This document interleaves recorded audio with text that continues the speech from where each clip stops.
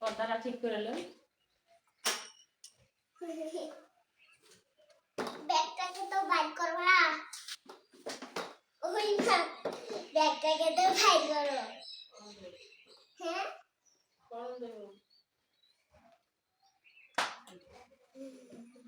বাইর করবা কিভাবে?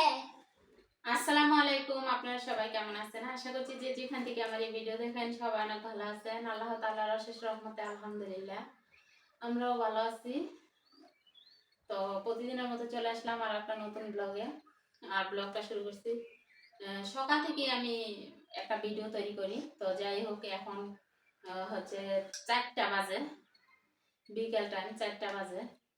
তো 4টা বাজতেছে, আসলে আমি কাটা বাছা শেষ কইরা তারপর হচ্ছে কুকারের মধ্যে সিমগুলো রাইখে পানিতে মানে পানি দিয়ে রাখছি। পানি দেওয়ার কারণ সিমের পোকা মাকড় যা কিছু আছে তা যাতে উঠা পানি দিয়ে বাইসা বাইরে বের হয়ে যায়, এই কারণে আমি পানির মধ্যে রাখছি। আর পোকা বিচ্ছা এগুলার আমি অনেক অনেক ভয় পাই। তো সেজন্য সাপেরও আমি এত ভয় পাই না, আমি বিচ্ছারে যত ভয় পাই। তো পানির মধ্যে রাখছি। তো এখন বাজারে যেতেছি আমি। বিচ্ছা সাপ বাঘ সব ভয় পাই। তুমি তো বাবু, ছোট বাচ্চা, সেজন্য। তো এখন বাজারে যেতেছি। যাই হোক, হাসির গল্প মানে আপনাদের সাথে দেখাইলাম। আমি এই ওড়নাটা নেওয়ার আগে, বোরকাটা নেওয়ার আগে আমি কাঁধে ব্যাগ নিয়ে নিছি, মানে 3 পিসটা পরানোর সময় আমি কাঁধে ব্যাগ নিয়ে নিছি। যখন বোরকা পরছি দেখি কি 3 পিস বোরকার নিচে পড়ে গেছে ব্যাগটা। এই যে দেখেন কি অবস্থা, দেখছেন? এই যে ব্যাগ মানে আমি বোরকা পরার আগে আমি ব্যাগ নিয়ে নিছি কাঁধে। তো ব্যাগ নিয়ে নিছি, বোরকা যখন পরছি নিচে পড়ে গেছে ব্যাগ। হ্যাঁ, কি হইলো? আর আমার ছেলে তো হাসতে হাসতে এমন হাসি একটা বেরোইতেছে। তো যাই হোক, বাজার থেকে আসি, চাউলের গুঁড়া করে নিয়ে আসি, সাথে আরো কি কি আনি সবকিছু দেখতে পাবেন এই ভিডিওতে। সবাই আমার ভিডিওর পাশেই থাকেন। এই যে দেখেন তো সিম কিভাবে কাটছি। এভাবে কাটছি কি জন্য জানেন? এভাবে কাটছি, একটা পোক পাইছি সিমের মধ্যে, এই কারণে সিম সবগুলার সিললে তারপর নিছি। একটা সিমও আস্তা রাখি নাই, সবগুলার সিললে নিছি। আর পানির মধ্যে রাখবো অনেকক্ষণ। এইভাবে কাটার পরেও যদি কোনো ভুল প্রান্তে পোক টোক থাকে তাহলে পানিতে ভাইয়া ভাইয়া এদিক দিয়ে উঠবো, এদিক দিয়ে উঠবো। এই জন্য আমি পানির মধ্যে নিয়ে রাখছি সিমগুলা। সিম কিন্তু এখন বর্তমানে অনেক পুষ্টু, মানে বিচি বড় হয়ে গেছে। এই যে দেখেন বিচি অনেক বড় হয়ে গেছে। আর বিচিওয়ালা সিম হওয়ার পরই কিন্তু সিমের মধ্যে পোক ধরে। আর এই সিম আমি যেখানতে আনছি, এই সিমের মধ্যে পোক থাকাই স্বাভাবিক, কারণ যারা নাকি চাষ করে সবজি তারা কিন্তু অনেক ওষুধ দেয়। আর যারা নাকি বাড়ির আঙ্গিনায় লাগায় সিম তারা কিন্তু এত ওষুধ মষুধ ব্যবহার করে না। তো এই সিমের মধ্যে পোক ধরে। তো ওই বাড়ির আঙ্গিনা লাগানো সিম কিন্তু এগুলা পোক ধরা সিম। একটা সিমের মধ্যে একটা পোকা পাইছি, এই জন্য আমি সবগুলো সিম সিলে তারপরে হচ্ছে এইভাবে নিছি। আর এই সিমগুলো আমি কিভাবে রান্না করি আপনাদেরকে আজকের ভিডিওতে দেখাবো। আমি এই সিমগুলা কিভাবে রান্না করি, বাড়ির আঙ্গিনায় লাগানো সিম কিভাবে রান্না করি। তো এখন এইভাবে পানিতে রাখা আমি একটু যাইতেছি বাজারে। তো কি জন্য যাই, আর চাউল নিছি ব্যাগের মধ্যে। কি জন্য যাই বলতে বলি আমি কথাটা। চাউল নিছি ব্যাগের মধ্যে, চাউলগুলা ভাঙ্গামো, চাউল ভাঙ্গামো। আমার বোন তালের রস দিছে, কাঁঠালের রস দিছে, এগুলো কিন্তু আমার ফ্রিজে রয়ে গেছে, না খাইলে কিন্তু খাওয়া হইব না। এই কারণে চাউলগুলা ভাঙ্গাই আনমো। আর আমার বোনই কিন্তু চাউলগুলা দিছিল, আওলা চাউল। একবার 5 কেজি ভাঙ্গিয়া তারপর নিছি আমার শ্বশুর বাড়িতে পিঠা বানাইয়া। আর এখন আবার 4 কেজির মতো নিছি ভাঙ্গানোর জন্য। এটি আমি রোমে পিঠা বানায় খাম। তো সিমগুলো পানির মধ্যে এইভাবে রাখা তারপর যাইতেছি, যদি পোক টোক থাকে তাহলে উঠতে যাইব। আইসা রান্না করবো। অবস্থা করছি দেখেন আমি। এই যে আমার ছেলে কিন্তু প্রচুর পরিমাণে হাসতাছে। আমি এই যে মানে এই ব্যাগটা নিলাম হইলে কখন জানেন, বোরকাটা পরার পর আমি এই ব্যাগটা নিতাম কাঁধে, কিন্তু বোরকাটা পরার আগেই ব্যাগটা কাঁধে নিছি। আর এখন বোরকা পরছি, চায়া দিই বোরকার ভিতরে গেছে গা ব্যাগটা। আর হাসতে হাসতে আমার ছেলে দিক দিয়ে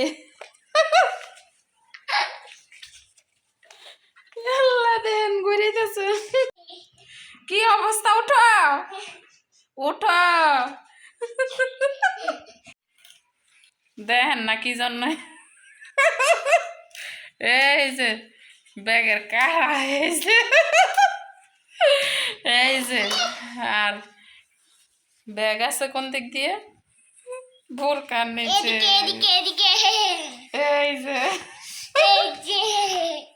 এই যে মাথা উল্টা পাল্টা হয়ে গেছে দেখছেন। জামা বোরকা না পইরা ব্যাগ নিয়ে নিছি, আর ব্যাগ নিয়ে সাইরে বোরকা পরছি, চাই দি বোরকার নিচে গেছে গা ব্যাগ।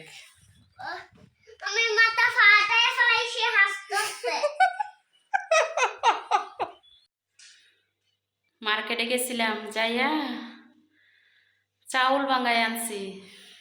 আর প্রথম যাইয়া আমার ছেলে কি কিনছে জানেন, ছেলের খাবারটা ছেলে আগে কিনছে, তবে সেই খাবারটা কি ছিল, ছেলের পছন্দের খাবার। চলেন দেখাই।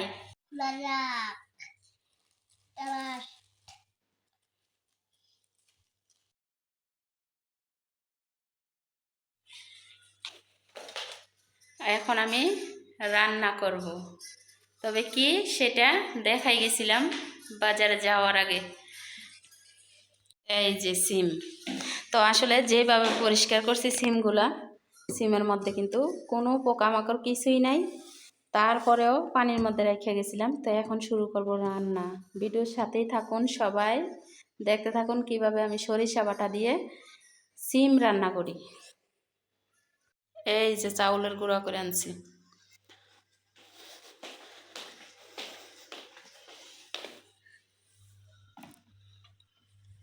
এখানে 4 কেজি চাউলের গুঁড়া। এই চাউলগুলা ভাঙানোর জন্য গেছি।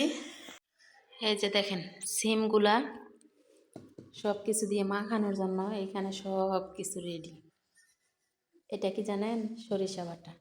এই যে এটা হচ্ছে সরিষা বাটা।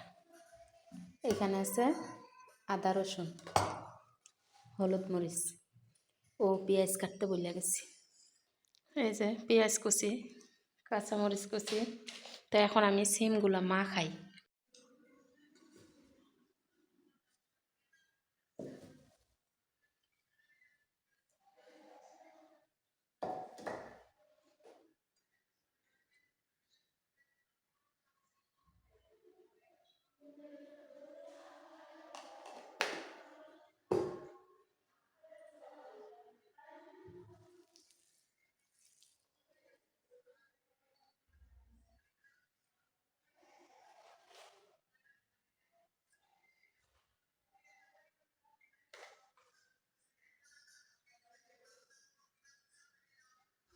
আমরা এইভাবে রান্না করি সব সময়।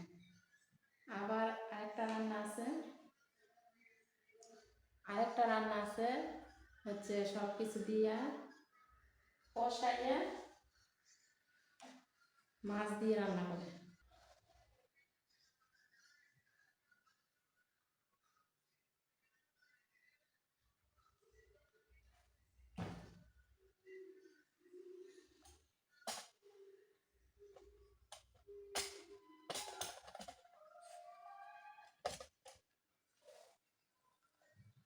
এই দেখেন সব কিছু দিছি,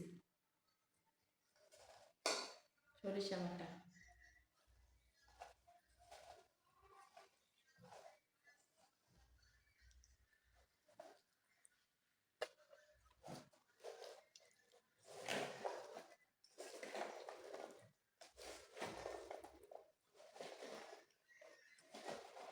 তেল, লবণ, মরিচ, পেঁয়াজ বাটা যা আছে সব কিছু দিয়ে এভাবে মা খাইয়া তারপর একবার রান্না করে খাইয়া দেখেন আমি যেভাবে এখন বসাইতেছি।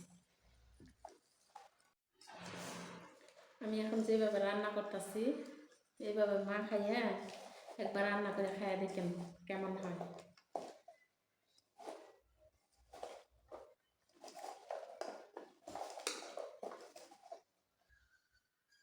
মরিচ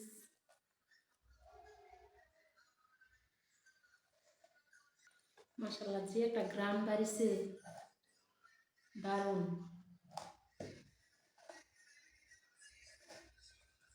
সরিষা বাটার সিম তরকারি।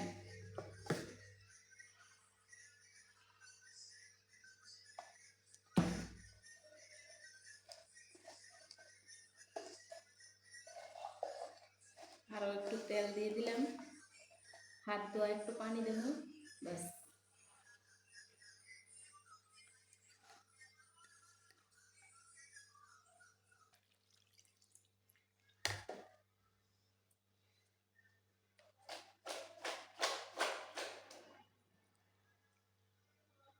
মাখানো শেষ। বিসমিল্লাহ।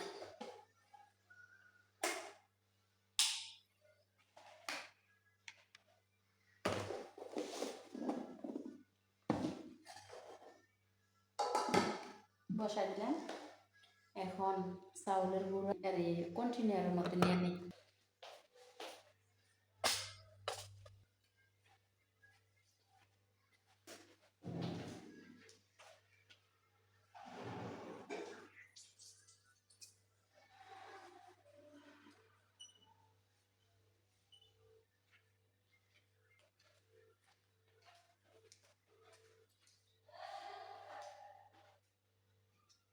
এই যে দেখেন, এখানে যেগুলো দেখতেছেন এগুলো কিন্তু চাউলের গুঁড়ো। তো এই চাউলের গুঁড়া সানজুর জামাই লাল চাউলের গুঁড়া করে আনছিল। তো দেখেন নষ্ট হয়ে গেছে, কারণ আমার ঘরে শুধু আমি, আর কেউ নেই। তো চাউলের গুঁড়া কিন্তু অনেক পদের পিঠা বানায় খাওয়া যায়, কিন্তু একা একই দেখে কোনো শরীরে উঠে নাই যে পিঠা বানায় খাই। তো দেখেন এখানে না হইলেও 3-4 কেজি হইল। এই যে তো এখন এগুলো ফালাই দেবো। ফালাই এখন যেগুলো চাউলের গুঁড়া করে আনছি ওইগুলা এটার মধ্যে নিয়ে নেব, যেহেতু নষ্ট হয়ে গেছে।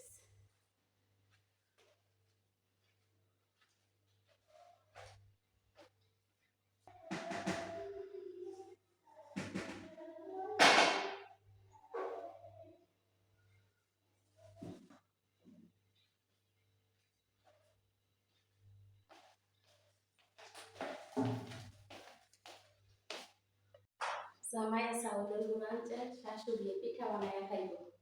শাশুড়ি কি করছে, চাউলের গুঁড়া নষ্ট করে ফেলাই দিছে। আসলে চাউলের গুঁড়া জামাই যখন আনছিল, এখানে যেগুলো ফেলাইছি এগুলো কিন্তু 5 কেজির মতো। তো আমিও তখন যেহেতু জামাই কুয়েত থেকে আসছে বাংলাদেশে, আমি তো জামাইয়ের পিঠা বানায় খাওয়াই দিব, আমি 10 কেজি চাউলের গুঁড়া করে আনছি। আর এদিক দিয়ে মাইয়ার জামাই আমার জন্য 5 কেজি নিয়ে এসেছে।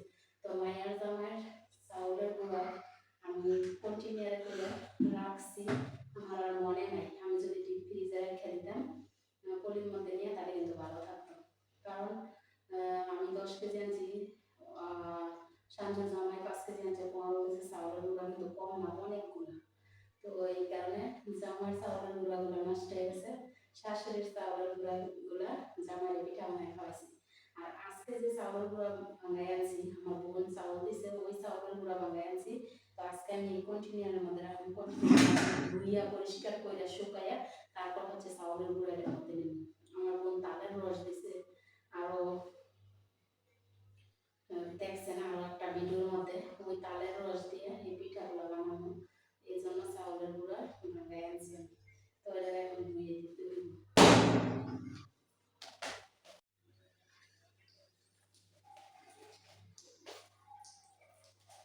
এই যে কন্টেনার ধুয়ে আনছি পরিষ্কার করে,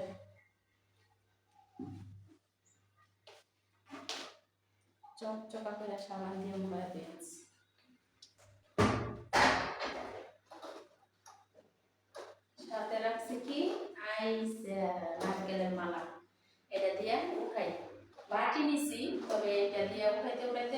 রাখছিলাম।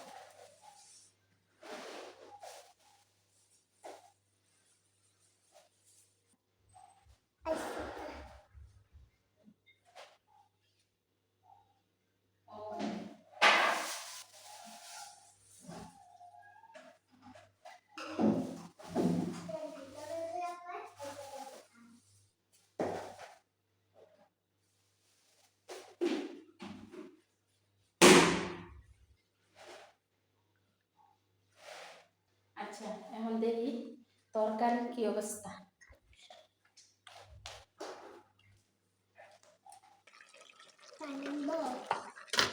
না কি আর পানি আনবো, এই তরকারি শুকনা শুকনো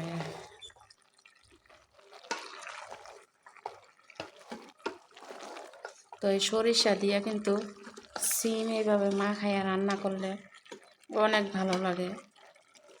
আর এখন কিন্তু বাড়ির আঙ্গিনায় লাগানো গাছের সিমগুলা এভাবে মাখায় রান্না করলে সে স্বাদ। তো অনেকে ট্রাই করে দেখেন, আবার অনেকে ভাবতে পারেন যে আহারে সরিষা বাটা দিয়ে সিম রাঁধছে। তো আমার মতো এইভাবে ট্রাই করে দেখেন। তো আজকে রাতের খাবার যেহেতু এই তরকারিটা, আমি আর কোনো তরকারি রান্না করলাম না।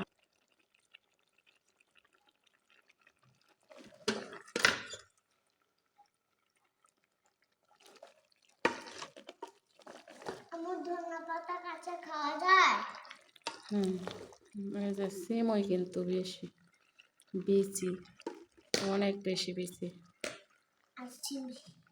আচ্ছা, রান্না বান্না করলাম, বাজার থেকে চাউলের গুঁড়া করে আনলাম।